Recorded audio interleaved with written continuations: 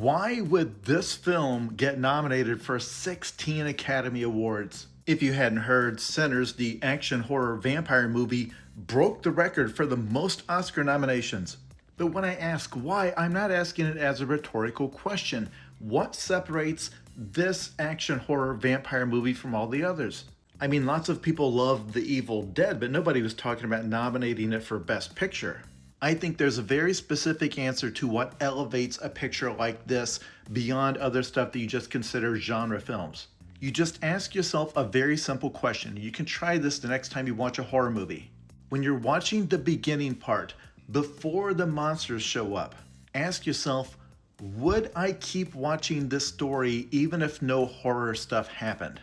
Are these characters and is this world developed enough that you would watch it just for them?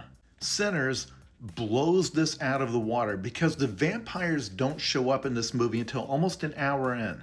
And when the vampires arrive, and this is what the best horror does so well, you're almost disappointed because you kind of wish you could just watch this.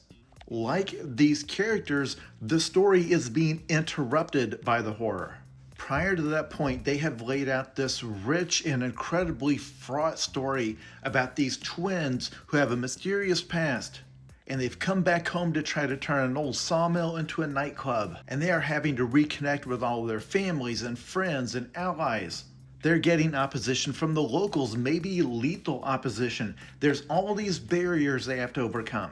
By the time the vampires show up, you are so wrapped up in their story that, yeah, it's kind of annoying that the vampires are there. This is what most horror films can't do, and they're not trying to do it. In slasher movies, those characters exist to die. Nobody is watching Friday the 13th hoping that they just see these teenagers hang around a summer camp for an hour and a half. But the all-time greats, the ones that rise above their genre and get remembered as being just great cinema, they almost all do this. You go back to the original Alien. This world is so richly realized, and the interplay between this crew, it just feels like these people have been working together forever. You do not get the sense that you are simply waiting for the monster to arrive. The way I often put it is, make it so that the characters don't know they're in a horror movie. And if you're out there trying to write an all-time great horror story, I would say start there. Ask yourself, how would I write these characters in this world and their situation if I did not have the monsters on the way? If I thought I was just going to have to tell this story forever? Because this you could have turned into a prestige TV drama and gotten like 8 seasons out of it.